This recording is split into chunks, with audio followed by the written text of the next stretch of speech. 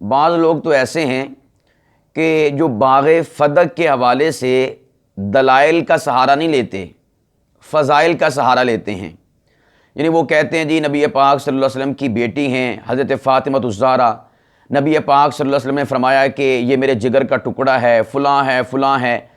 بھئی باغ فدق کے حوالے سے گفتگو کرنی ہے تو اس کے اوپر دلائل دو، فضائل نہیں۔ تو کیا اب حضرت فاطمہ رضی اللہ تعالی عنہا کے مقابلے میں حضرت صدیق اکبر کے فضائل بیان کرنا شروع کر دیں باغ فدق کے حوالے سے کہ جی صدیق اکبر رضی اللہ تعالیٰ عنہ تو وہ عظیم الشان شخصیت ہیں جو اسلام کی بیس اور بنیاد ہیں، سب سے پہلے مومن ہیں، سب سے پہلے مسلمان ہیں، سب سے پہلے جنہوں نے مسجد اپنے گھر میں مسجد بنائی ابو بکر صدیق ہیں، نماز پڑھی ابو بکر صدیق ہیں اپنے گھر کے اندر۔ یہ ساری چیزیں اب کیا فضائل کے ذریعے سے ہم باغ فدق کا حل سوچیں گے؟ یہ ایک سمجھنے والی بات ہے۔ میں ان اپنے قابل احترام علماء سے، بھائیوں سے گزارش کروں گا کہ باغ فدق کا جو معاملہ ہے آپ اس کو فضائل کے ذریعے سے ایڈریس نہ کریں۔ باغ فدق کے حوالے سے جو احادیث مبارکہ ہیں ان کے ذریعے سے آپ ان کو ایڈریس کریں۔ اگر فضائل کے ذریعے سے شروع ہوگے تو پھر تو کوئی بھی مسئلہ جو ہے حل نہیں ہوگا، اس لیے کہ دونوں طرف فضائل موجود ہیں۔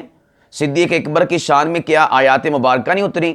والذی جاء بالصدق وصدق به اولئک هم المتقون وسیجنبها الاتقى ثانی اثنین اذ ہما فی الغار اذ یقول لصاحبہ لا تحزن ان اللہ معنا، اور کافی ساری آیات مبارکہ حضرت صدیق کی شان اور عظمت کے اوپر دال ہیں۔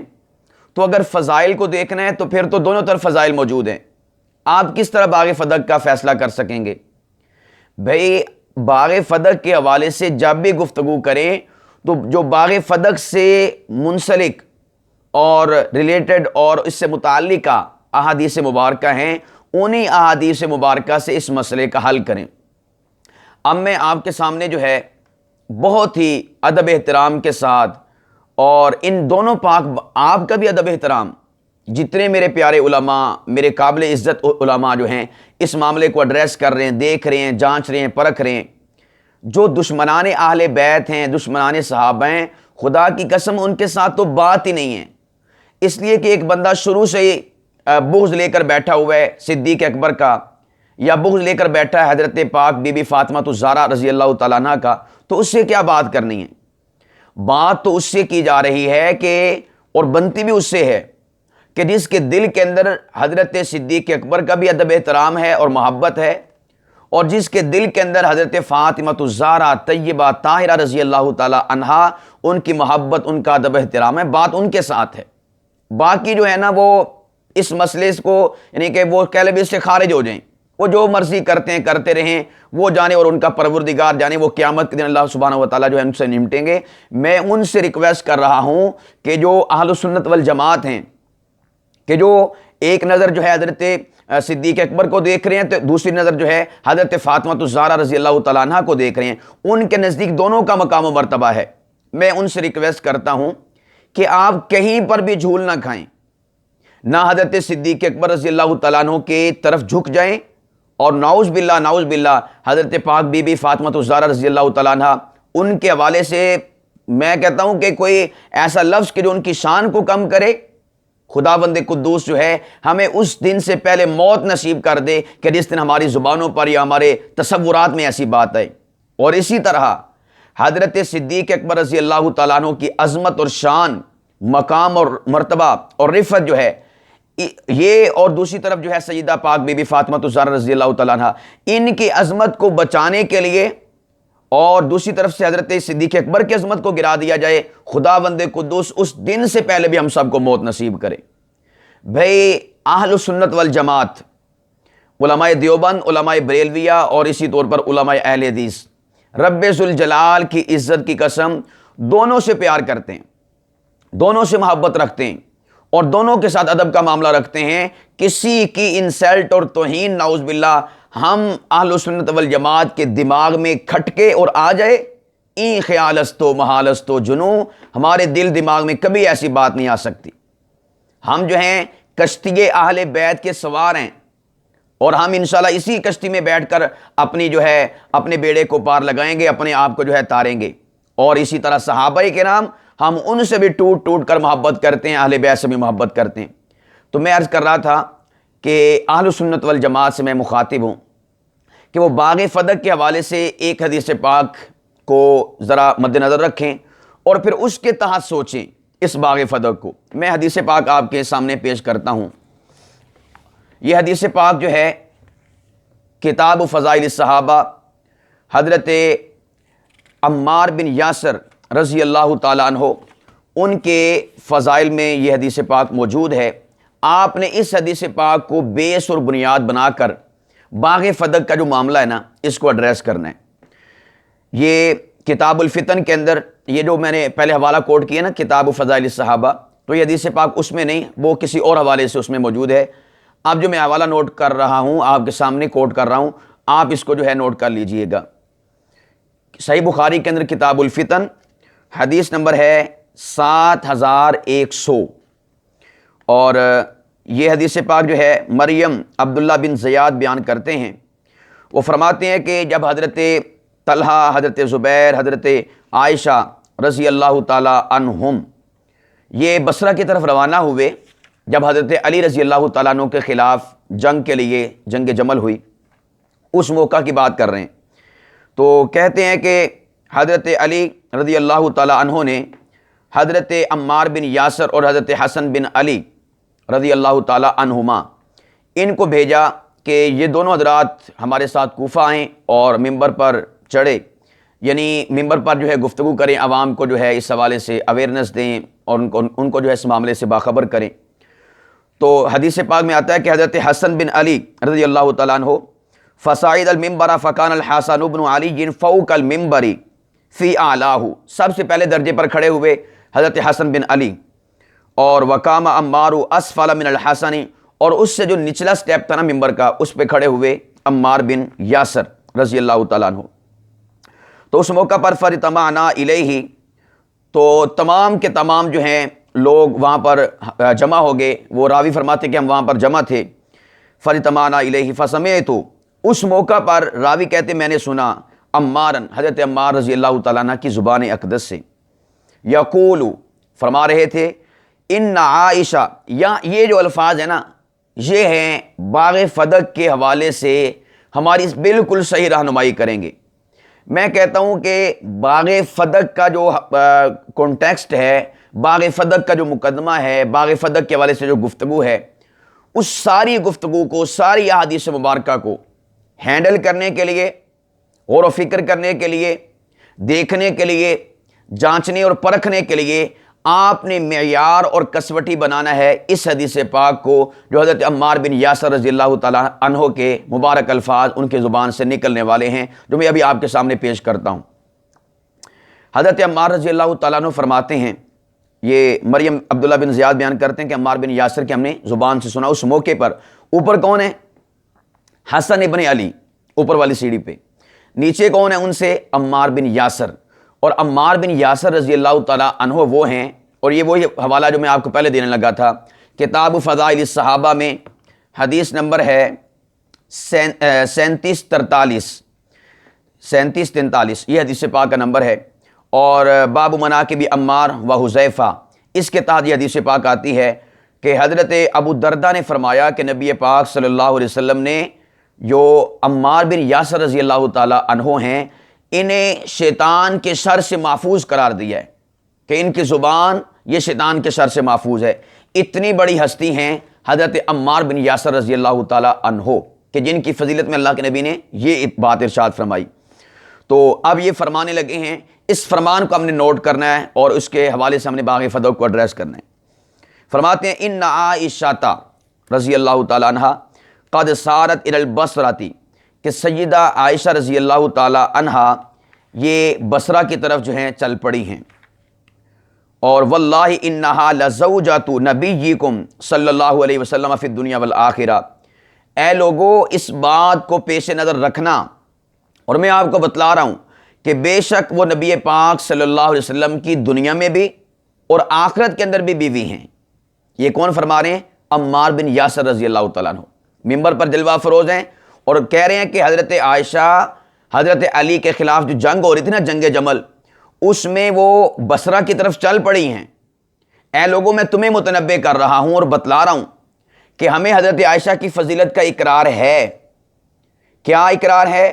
کہ وہ بے شک نبی پاک صلی اللہ علیہ وسلم کی دنیا میں بھی بیوی ہیں اور آخرت کے اندر بھی بیوی ہیں. گویا کہ وہ جنتی عورت ہیں. ظاہر بات ہے کہ نبی پاک صلی اللہ علیہ وسلم کی بیوی وہ تبھی ہیں جب جنت کے اندر ہوں گی.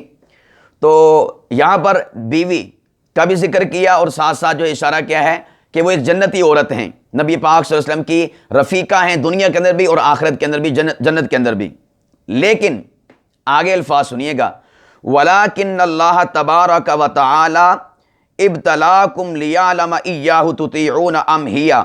لیکن اللہ رب العالمین نے, اللہ تبارک و تعالیٰ نے تمہیں آزمائش میں مبتلا کر دیا ہے تاکہ یہ پتہ چل جائے کہ تم لوگ حضرت علی کی اطاعت کرتے ہو یا حضرت عائشہ رضی اللہ تعالیٰ عنہ کی بات مانتے ہو.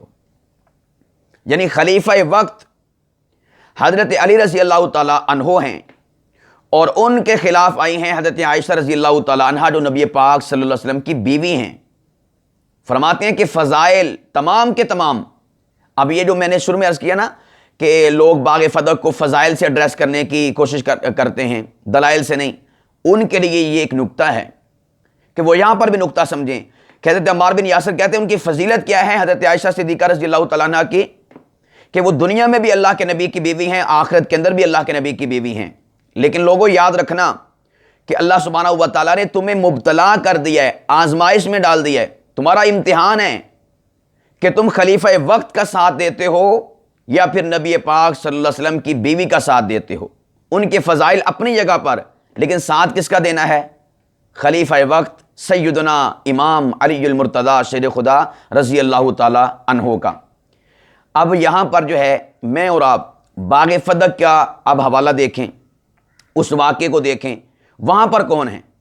وہاں پر ہیں خلیفہ وقت, خلیفہ حق, خلیفہ صدق, خلیفہ پیغمبر, نائب نبی, جانشین نبی اور امام علی, امام الصحابہ سیدنا صدیق اکبر رضی اللہ تعالی عنہ. اب ان کے پاس معاملہ کس کا آ رہا ہے؟ سیدنا علی المرتضیٰ شیر خدا رضی اللہ تعالی عنہ کی زوجہ محترمہ اور میری اور آپ کے ایمان کا مرکز و محور, میری اور آپ کی نجات کا وسیلہ اور ذریعہ سیدہ طیبہ طاہرہ فاطمہ رضی اللہ تعالی عنہ. خلیفہ وقت ابو بکر صدیق, سیدہ فاطمہ رضی اللہ تعالی عنہ. اور اس حدیث پاک میں جو میں نے آپ کے سامنے کوٹ کی ہے, اس میں خلیفہ وقت حضرت علی المرتضیٰ شیر خدا رضی اللہ تعالیٰ عنہ, مد مقابل سیدہ امی عائشہ الصدیقہ طیبہ طاہرہ رضی اللہ تعالیٰ عنہ. اب دونوں طرف آپ جو ہیں دیکھیں, مقابلہ دیکھیں, دونوں طرف خلیفہ وقت ہیں اور دونوں طرف جو ہیں نبی پاک صلی اللہ علیہ وسلم کے اہل بیت میں سے ہیں. فاطمہ رضی اللہ تعالیٰ عنہ نبی پاک کے اہل بیت میں سے, ادھر عائشہ الصدیقہ رضی اللہ تعالیٰ عنہ نبی پاک کے اہل بیت میں سے. اب اس حدیث پاک کو جو حضرت عمار بن یاسر کے منہ کے الفاظ ہیں ان کے تناظر میں دیکھیں کہ ہم نے جو ہے یہاں پر ساتھ کس کا دینا ہے. فضائل کو دیکھ کر ان دونوں پاک بیبیوں کا ساتھ دینا ہے یا پھر دلائل کو دیکھ کر, اور اس کے اوپر جو ہے خلیفہ وقت اس کے حوالے سے جو ہے ایک حدیث پاک کوٹ کی جاتی ہے. یہاں پر جو ہے ایک چھوٹا سا تلخ جملہ وہ آپ برداشت کیجئے گا کہ جب ہم حضرت علی کی باری آتی ہے اور ان کے مقابلے میں سیدہ عائشہ الصدیقہ کی باری آتی ہے, ہم حضرت عائشہ الصدیقہ کی طرف بلا جھجک, بلا دھڑک اور بالکل ڈنکے کی چوٹ پر کہتے ہیں حضرت عائشہ رضی اللہ تعالی عنہا کی اجتہادی خطا تھی, حضرت علی رضی اللہ تعالیٰ عنہ حق پر تھے. تو ہم جب حضرت صدیق اکبر رضی اللہ تعالیٰ عنہ کا معاملہ آتا ہے تو یہاں پر ہم روافض کی طرف کیوں جھک جاتے ہیں, ہم روافض کے دباؤ کا شکار کیوں ہو جاتے ہیں؟ یہ میں بہت ہی پیار اور محبت سے ایک تلخ سوال کر رہا ہوں اپنے اہل سنت والجماعت بھائیوں سے. میرے بھائیوں ایسا نہ کرو, کہیں پر بھی نہ جھکو, دلائل کو دیکھو, احادیث نبویہ کو دیکھو اور یہ دیکھو کہ خلیفہ وقت کے حوالے سے اللہ رب العالمین نے کیا فرمایا اور پیارے آقا محمد کریم صلی اللہ علیہ وسلم نے کیا فرمایا. اور آپ جانتے ہیں قرآن کریم کی آیت مبارکہ ہے اور حضرت علی المرتضیٰ رضی اللہ تعالی عنہ کو سپورٹ کرنے والے ہم بھی الحمدللہ ان کے عقیدت مندوں میں سے ہمارا حصہ بھی ہے, ہم بھی ان کے در اقدس کے جو ہے نوکر ہیں اور ان کے در اقدس کے ٹکڑوں پر پلنے والے ہیں. میں بات ان کی کر رہا ہوں کہ جو حضرت علی المرتضیٰ کو سپورٹ کرنے کے لیے اور حضرت عائشہ الصدیقہ طیبہ طاہرہ رضی اللہ تعالیٰ عنہ پر نعوذ باللہ طرح طرح کے الزامات دھرنے کے لیے، ان کی انسلٹ اور توہین کرنے کے لیے، اور نہ جانے ان کے خلاف کتنا کیچڑ اچھالتے ہیں. اس حوالے سے جو لوگ آیت مبارکہ کوٹ کرتے ہیں قرآن کریم کی، سورہ نساء ہے اور اس میں آیت نمبر ہے 59. پروردگار فرماتے ہیں یا ایھا الذین آمنوا اطیعوا اللہ و اطیعوا الرسول و اولی الامر منکم، اے اہل ایمان اللہ کی اطاعت کرو، رسول اللہ کی اطاعت کرو، اور جو تم میں سے اولی الامر ہیں، خلیفہ وقت حضرت صدیق اکبر، حضرت فاروق اعظم، حضرت عثمان غنی، حضرت علی المرتضیٰ شیر خدا رضی اللہ تعالیٰ عنہم اجمعین، ان کی اتباع کرو. یہ باقی تو ظاہر بات ہے قیامت تک حکم ہے، میں خاص اس حوالے سے یہاں پر ذکر کر رہا ہوں. ان کی اتباع کرو.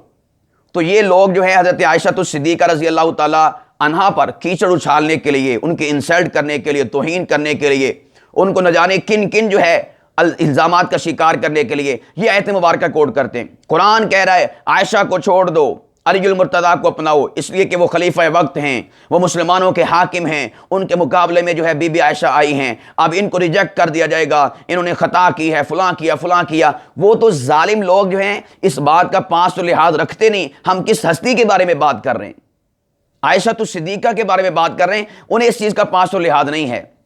میں عرض کروں گا کہ اگر آپ اس موقع پر اس آیت مبارکہ کو کوٹ کرتے ہیں حضرت علی کی فیور میں اور حضرت صدیقہ کائنات کو نعوذ باللہ نیچا گرانے کے لیے، ان کی انسلٹ اور توہین کرنے کے لیے، ان پر طرح طرح کے الزامات لگانے کے لیے، تو میں آپ سے پوچھتا ہوں کہ آپ یہی آیت مبارکہ خلیفہ وقت، خلیفہ صدق و وفا، جانشین پیغمبر سیدنا صدیق اکبر رضی اللہ تعالی عنہ پر اس آیت مبارکہ کو فٹ کیوں نہیں کرتے باغ فدق کے حوالے سے؟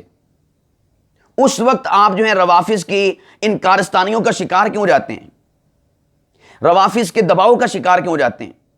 اور آپ کو یہ خدشہ کیوں لاحق ہوتا ہے کہ لوگ کہیں گے جی یہ اہل بیت سے نفرت کرتے ہیں، اہل بیت سے بغض رکھتے ہیں؟ میرے بھائیو، رب ذوالجلال کی عزت کی قسم، یہ بات آپ لوگ جو ہیں اچھی طرح سمجھ لیں. جو اہل سنت والجماعت ہے نا، وہ صحابہ کرام اور اہل بیت سے بغض رکھ ہی نہیں سکتے. یعنی وہ سنی ہی کیا ہے کہ جو اہل بیت سے محبت کرے، صحابہ کرام کی انسلٹ اور توہین کرے، یا صحابہ کرام سے محبت کرے اور اہل بیت کو اگنور کر دے. ایسا نہیں ہو سکتا. یعنی اہل سنت والجماعت اور بغض صحابہ، حب صحابہ، یا بغض صحابہ اور حب اہل بیت، ایسا نہیں ہو سکتا. یہ بات آپ ذہن نشین کر لیں. تو میں عرض کرتا ہوں کہ آپ اس موقع پر حضرت صدیق اکبر رضی اللہ تعالیٰ عنہ کے حوالے سے یہ آیت مبارکہ کیوں نہیں پیش کرتے؟ اس موقع پر بھی تو پیش کریں نا. ادھر بھی اہل بیت عائشہ الصدیقہ، ادھر بھی اہل بیت فاطمہ الزہرا، ادھر بھی خلیفہ وقت، ادھر بھی خلیفہ وقت. اب آپ بتائیں کہ آپ نے کس کو سپورٹ کرنی ہے؟ خلیفہ وقت کی سپورٹ میں تو آیت مبارکہ ہے، حضرت علی کی سپورٹ میں، حضرت صدیق اکبر کی سپورٹ میں. آپ جب حضرت عائشہ کی باری آتی ہے حضرت علی کے مقابلے میں، تو میرے اہل سنت والجماعت بھائیوں، روافظ کو چھوڑیں. میں آپ سے پوچھتا ہوں، آپ ادھر تو حضرت علی کا ساتھ دیتے ہوئے آیتیں بھی کوٹ کریں گے، واقعات بھی کوٹ کریں گے، خلیفہ وقت بھی کہیں گے، اولی الامر بھی کہیں گے، سب کچھ کہیں گے. حضرت عائشہ کی طرف اجتہادی خطا بھی کہیں گے، ان کو غلطی لگ گئی، یہ ہو گیا وہ ہو گیا، سب کچھ کہیں گے. جب حضرت صدیق اکبر کی باری آتی ہے، حضرت فاطمہ الزہرا کی باری آتی ہے، تو اس موقع پر یہ ساری ڈاکٹرائن، یہ سارا آپ کا جو ہے آیات، حوالے، دلائل، یہ پھر کہاں پر چلے جاتے ہیں؟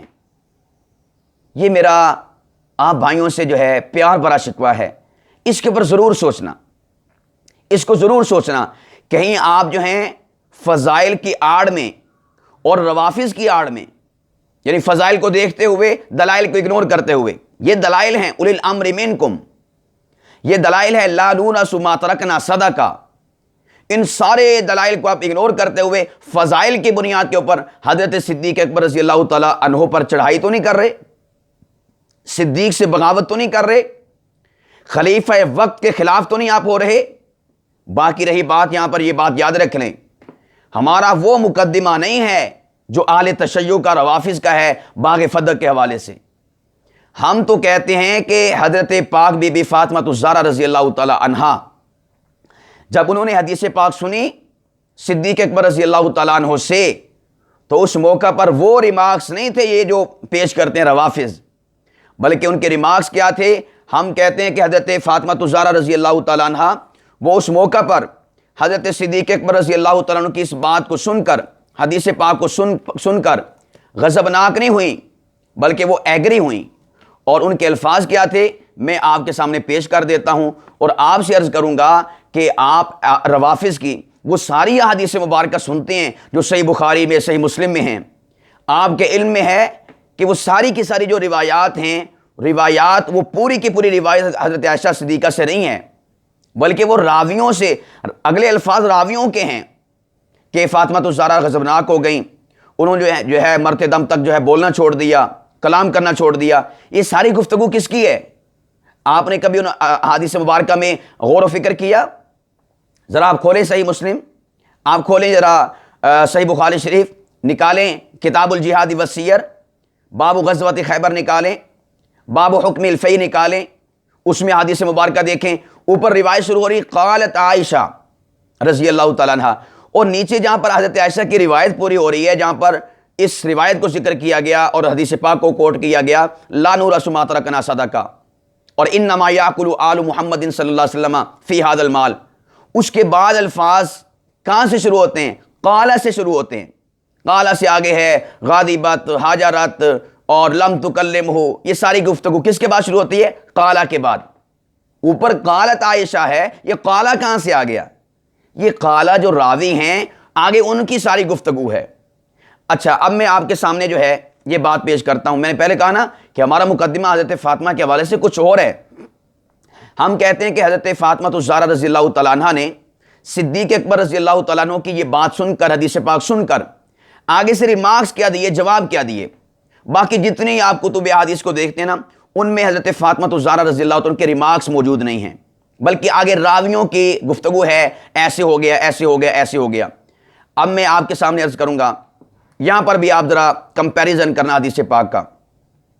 ایک طرف بخاری، مسلم اور دیگر حدیث مبارکہ ہیں، اور وہ حدیث مبارکہ حضرت عائشہ صدیقہ رضی اللہ تعالیٰ عنہا سے چلتی چلتی جو ہیں یہاں پر آ کر اکثر جو ہیں ختم ہوتی، کچھ آگے بھی الفاظ ہوتے بعض روایات میں، انما یاکل آل محمد صلی اللہ علیہ وسلم فی ھذا المال۔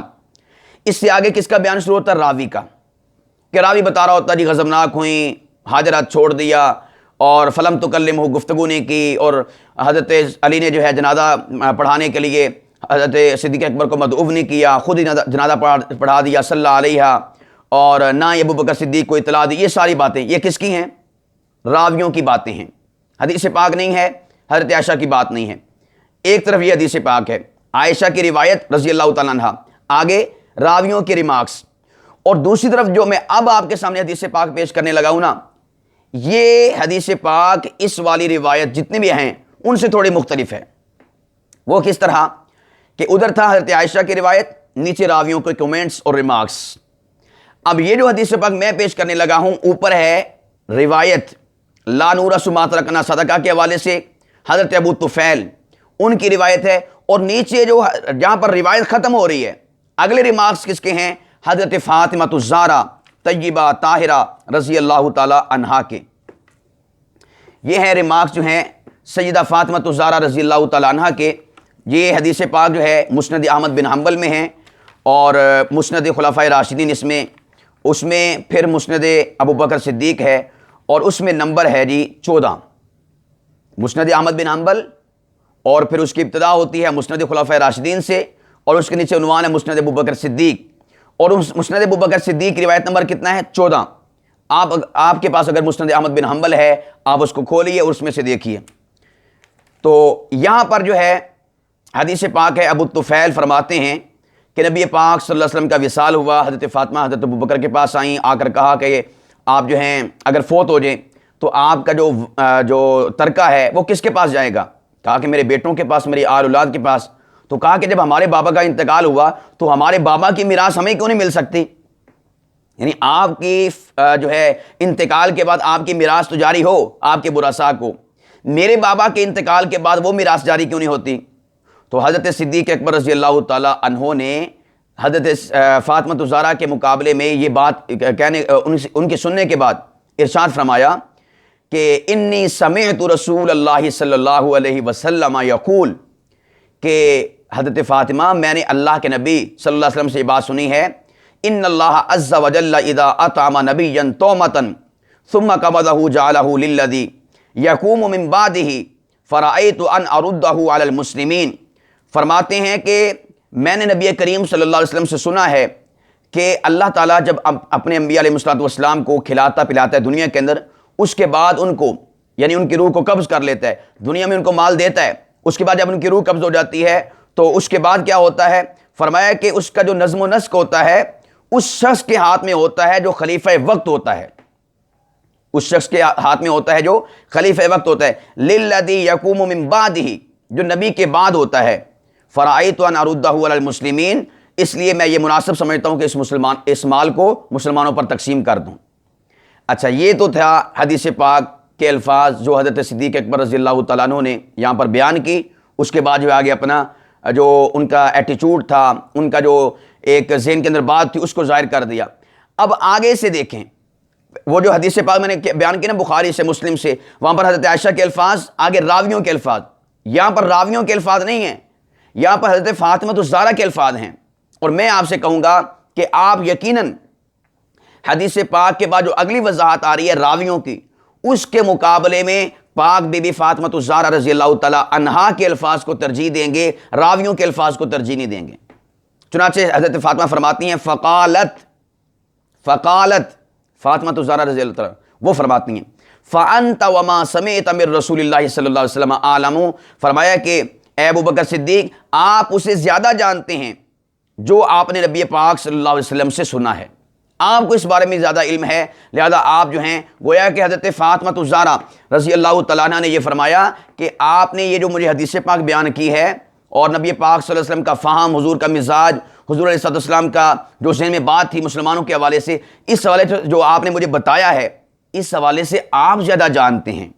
گویا کہ کہا کہ آپ اس بات کے اوپر عمل کریں، میں نے جو آپ کے سامنے مطالبہ کیا تھا اس کے مقابلے میں آپ نے میرے بابا کی حدیث سنائی، آپ جانتے کہ حضور علیہ السلام اس حوالے سے کیا چاہتے تھے، وراثت کے بارے میں، ترکے کے بارے میں، اس مال اور جائیداد کے مقابلے میں، اس لیے آپ اس کے مطابق عمل کریں۔ اب میں آپ سے پیارے بھائیوں عرض کرتا ہوں، ایک طرف راویوں کے الفاظ ہیں، حضرت فاطمہ ناراض ہو گئیں، حضرت فاطمہ نے کلام کرنا چھوڑ دیا، حضرت فاطمہ نے جو ہے غصہ دکھلایا، یہ ہو گیا وہ ہو گیا، اور دوسری طرف حضرت فاطمہ کے خود ریمارکس ہیں، پاک بی بی کے مبارک زبان سے نکلے ہوئے الفاظ ہیں جو میں نے آپ کو سنائے ہیں مسند احمد بن حنبل سے۔ تو اب میں آپ سے پوچھتا ہوں، محبان اہل بیت سے اور اس پاک بی بی طیبہ طاہرہ فاطمہ الزہرا رضی اللہ تعالیٰ عنہا، ان سے محبت کرنے والوں سے، ان کے در اقدس کے نوکروں اور خادموں سے پوچھتا ہوں کہ آپ ان راویوں کے الفاظوں کو ترجیح دیں گے یا پاک بی بی فاطمہ الزہرا رضی اللہ تعالیٰ عنہا کے الفاظوں کو ترجیح دیں گے؟ یہ فیصلہ آپ کے اوپر ہے۔ اگر راویوں کے الفاظوں کو ترجیح دیتے ہیں پھر وہ ساری چیزیں کھل جاتی ہیں، غاضبت، حاجرت، فلم تکلمہ فلاں فلاں ساری چیزیں۔ اگر پاک بی بی فاطمہ الزہرا کے الفاظوں کو ترجیح دیں گے تو پھر آپ کے سامنے معاملہ نکھر کر آ جائے گا کہ حضرت صدیق سے حدیث پاک سننے کے بعد حضرت فاطمہ الزہرا چیں بچی نہیں ہوئیں، ناراض نہیں ہوئیں، اور انہوں نے اس ٹاپک پر جو ہے اس حضرت صدیق اکبر سے جو ایک مسلمان کا مسلمان سے کلام ہوتا ہے قطع تعلق نہیں کی، ہاں ٹاپک کے حوالے سے قطع تعلقی کی ہے، جیسا کہ جامع ترمذی کی روایت ہے حضرت ابو ہریرہ رضی اللہ تعالیٰ عنہ سے۔ اس کے آگے راوی کہتے ہیں کہ یہ جو کہا تھا نا کہ اللہ کی قسم میں تم دونوں سے، ابو بکر بھی موجود تھے، حضرت عمر بھی موجود تھے، تا حیات جو ہے گفتگو اور کلام نہیں کروں گی، ابداً کے الفاظ ہمیشہ نہیں کروں گی۔ تو راوی آگے کہتے ہیں مقصد تھا، مطلب تھا اس کلام، یہ جو کہا نا کہ میں کلام نہیں کروں گی، تو مطلب اور مراد تھا کہ اس ٹاپک پر، اس عنوان پر کلام نہیں کروں گی، اس لیے کہ انتما صادقان، تم دونوں سچے ہو۔ تو اس لیے خلاصہ کلام اب تک کی گفتگو کا یہ ہوا، دو باتیں گویا کہ میں نے بڑی تفصیل کے ساتھ جو ہے آپ کے سامنے رکھی ہیں۔ نمبر ایک بات کہ بلکہ تین باتیں ہیں۔ نمبر ایک بات کہ باغ فدق کے حوالے سے جب بھی گفتگو کریں تو آپ نے فضائل کا سہارا نہیں لینا، دلائل کا سہارا لینا ہے۔ نمبر 1 پوائنٹ، فضائل کا سہارا نہیں لینا بلکہ دلائل کا سہارا لینا ہے۔ دلائل سے مراد جو باغ فدق کے حوالے سے حدیث ہے ان کو مد نظر رکھ کے آپ نے کوئی رزلٹ نکالنا ہے، نہ کہ فضائل کو دیکھ کر۔ فضائل دونوں طرف موجود ہیں۔ اور اس کے بعد کہ دوسری بات یہ کہ آپ نے یہ جو عمار بن یاسر رضی اللہ تعالی عنہ کا میں نے قول اور ان کا فرمان آپ کے سامنے پیش کیا کہ جب حضرت عائشہ صدیقہ رضی اللہ تعالیٰ عنہ بصرہ کی طرف روانہ ہوئیں تو انہوں نے ممبر پر کھڑے ہو کر ارشاد فرمایا کہ لوگو، ہم اس بات کے قائل ہیں، ہمیں جو فضیلت ہمیں پتہ ہے کہ حضرت عائشہ صدیقہ رضی اللہ تعالیٰ عنہ نبی پاک کی دنیا میں بھی بیوی ہیں، آخرت میں بھی بیوی ہیں، لیکن اللہ رب العالمین تمہیں آزمائش میں مبتلا کر رہے ہیں، تمہارا امتحان مقصود ہے کہ نبی پاک کی بیوی دیکھ کر تم حضرت علی المرتضیٰ کی مخالفت میں ان کا ساتھ دیتے ہو یا علی المرتضیٰ کی فیور میں کھڑے ہوتے ہو۔ گویا کہ وزنی دلیل تو یہی نا کہ خلیفہ وقت کی فیور میں کھڑا ہوا جائے۔ گویا کہ وہ اس بات پر ابھار رہے تھے اور بالکل صحیح ابھار رہے تھے، صحیح کہہ رہے تھے کہ آپ جو ہے نبی پاک کی بیوی دیکھ کر خلیفہ وقت کے خلاف کھڑے نہ ہو جائیں، بلکہ ان کی فضیلت اپنی جگہ پر، بلکہ آپ نے ساتھ دینا ہے خلیفہ وقت کا، اس لیے کہ قرآن کہتا ہے، نبی پاک کی حدیث کہتی ہیں کہ اولی الامر منکم، جو تم میں سے اولی الامر ہیں ان کی اطاعت کرو۔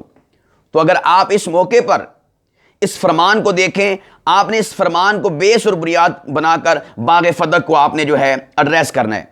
اور میں نے اس کا خاکہ پیش کر دیا آپ کے سامنے کہ ادھر خلیفہ وقت حضرت علی، ان کے مقابلے میں اہل بیت میں سے نبی پاک کی پیاری بیوی، جنتی عورت، نبی پاک کو محبوب عورت حضرت عائشہ صدیقہ رضی اللہ تعالیٰ عنہ، کس کا ساتھ دینا ہے؟ خلیفہ وقت کا، اس لیے کہ فضائل اپنی جگہ پر، لیکن دلائل کس کا ساتھ دے رہے ہیں؟ حضرت علی المرتضیٰ شیر خدا رضی اللہ تعالیٰ عنہ کا۔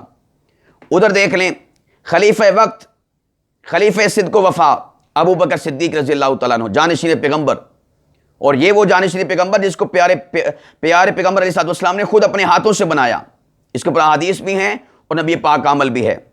ان کے مقابلے میں حضرت فاطمہ الزہرا رضی اللہ تعالیٰ عنہ، فضائل اپنی جگہ پر، لیکن ہماری فیور کس کی طرف ہونی چاہیے، ہمارا ساتھ کس طرف ہونا چاہیے؟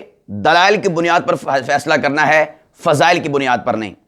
لیکن رہی بات کہ اس معاملے میں ہم حضرت علی کی فیور میں حضرت عائشہ صدیقہ کی نعوذ باللہ انسلٹ اور توہین کریں جس طرح کہ روافظ کرتے ہیں، الامان والحفیظ، ہم سے ایسا نہیں ہوتا، ہم سے ایسا نہیں ہوتا۔ اور آگے چلے جائیے حضرت صدیق اکبر اور حضرت فاطمہ الزہرا، اس معاملے میں فیور صدیق اکبر کی کہ دلائل ان کا ساتھ دیتے ہیں، احادیث ان کا ساتھ دیتی ہیں، اور قرآن پاک کی آیت اولی الامر منکم ان کا ساتھ دیتی ہے، اور ادھر رہی حضرت فاطمہ الزہرا، ہم نعوذ باللہ من ذالک ان کی انسلٹ کریں، توہین کریں اور ان کے حوالے سے غلط ریمارکس دیں۔ اللہ کی پناہ، این خیال استو محال استو جنو، ہم سے کبھی ایسا نہیں ہو سکتا۔ خدا ہماری زبان کو کاٹ دے اس دن سے پہلے جب ہم جو ہیں فاطمہ الزہرا رضی اللہ عنہ کی انسلٹ اور توہین کریں یا حضرت عائشہ صدیقہ کی توہین انسلٹ کریں۔ یہ بھی اہل بیت، یہ بھی اہل بیت، خلیفہ وقت، خلیفہ وقت۔ یہ خاکہ میں نے آپ کے سامنے بیان کر دیا۔ اور اس کے بعد تیسری بات اور آخری بات یہ کہ ایک طرف جو ہے حدیث پاک اور نیچے آگے راویوں کی بات، اور ایک حدیث پاک کے اوپر حدیث پاک اور نیچے حضرت فاطمہ الزہرا کے ریمارکس اور ان کا قول۔ ادھر ہے قالت، قالا، اور مسند احمد بن حنبل میں قالا ابو طفیل، اور نیچے قالت حضرت فاطمہ رضی اللہ تعالیٰ عنہ۔ اب آپ جو ہیں یہ جو دوسری حدیث میں قالا راویوں کے الفاظ اور ادھر قالت حضرت فاطمہ کے الفاظ ہیں، اس حدیث پاک کے بعد فیصلہ آپ نے کرنا ہے کہ آپ نے راویوں کی بات کو ترجیح دینی ہے یا پاک بی بی سیدہ فاطمہ الزہرا طیبہ طاہرہ رضی اللہ تعالیٰ عنہ ان کی بات کو ترجیح دینی ہے۔ فیصلہ آپ نے کرنا ہے، اور ان کی بات کیا تھی وہ میں نے ساری کھول کے آپ کے سامنے رکھ دی ہے۔ تو میرے بھائیوں، آخر میری ریکویسٹ اور درخواست یہ ہے کہ یہ 3 پوائنٹ میں نے آپ کے سامنے ذکر کیے ہیں باغ فدق کے حوالے سے، آپ نے ان تینوں پوائنٹس کو ذہن میں رکھنا ہے، تو انشاءاللہ العزیز نہ صدیق کا دامن آپ کے ہاتھ سے چھوٹے گا، نہ فاطمہ الزہرا کا دامن آپ کے ہاتھ سے چھوٹے گا، اور ضمنی طور پر نہ علی کا دامن آپ کے ہاتھ سے چھوٹے گا، اور نہ ہی حضرت عائشہ صدیقہ رضی اللہ تعالیٰ کا دامن جو ہے آپ کے ہاتھ سے چھوٹے گا، بلکہ ہم صحابہ سے بھی ٹوٹ ٹوٹ کر محبت کرتے ہیں، اہل بیت سے بھی ٹوٹ ٹوٹ کر محبت کرتے ہیں۔ صحابہ بھی ہمارے ایمان کی جان اور پہچان اور مان، اہل بیت بھی ہمارے ایمان کی جان پہچان اور مان۔ ہم دونوں کا دامن پکڑ کر انشاءاللہ العزیز قیامت کی سرخرویاں اور کامیابی حاصل کریں گے۔ کسی ایک کا بھی دامن ہم کبھی نہیں چھوڑیں گے۔ ادب کا مقام ہے، محبت کا مقام ہے اور عقیدت کا مقام ہے۔ ہم ان دونوں گروہوں کے یعنی صحابہ کرام اور اہل بیت، ان دونوں کے در کے نوکر اور خادم ہیں۔ کبھی کسی کی انسلٹ اور توہین، کسی کا مقام نیچے دکھانا، یہ ہمارے بس میں نہیں، ہم ایسا نہیں کر سکتے۔ کیوں؟ ہمارا تعلق ہے اہل سنت والجماعت کے ساتھ۔ ہم روافظ نہیں، ہم خارجی نہیں، ہم ناسبی نہیں، ہم جو ہیں گستاخ نہیں، ہمارا ان چیزوں سے کوئی تعلق نہیں ہے۔ ہم ادب والے لوگ ہیں، ہم اہل سنت والجماعت ہیں۔ تو اس لیے ان چیزوں کو ذہن میں رکھ رہے ہیں۔ اللہ سبحانہ و تعالی ہم سب کو باغ فدق کے حوالے سے کہیں پر بھی جھول نہ دکھائے، بلکہ ہمیں جو ہے صراط مستقیم پر رکھے اور سیدھا رکھے، اور خداوند قدوس ہمارے دلوں کو، ہمارے دماغوں کو صحابہ کرام اور اہل بیت کی محبت سے منور فرمائے، سرشار فرمائے۔ ہمارے دل اور دماغ کو ان کی نفرت سے، بغض سے، انسلٹ سے، توہین سے، کسی قسم کے بھی رائی کے دانے کے برابر بھی جو ہے ہمارا پروردگار ہمارے دلوں کو اس حوالے سے نہ اس بات کے اوپر لے کر آئے، بلکہ ہمارے دل اور دماغ کو اس حوالے سے بالکل پاک صاف فرمائے۔